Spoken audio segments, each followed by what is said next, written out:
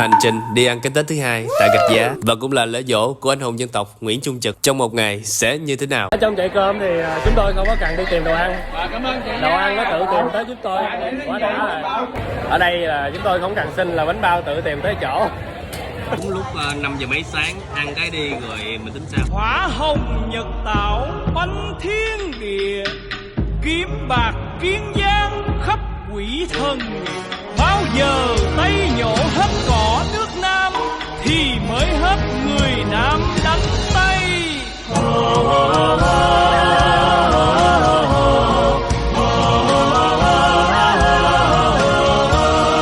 Thời toàn dân trong pha, Nguyễn Trung Trực kiên cường tranh đấu, nhiều lần ghi chiến công cùng nghĩa quân tung hoành ngang dọc.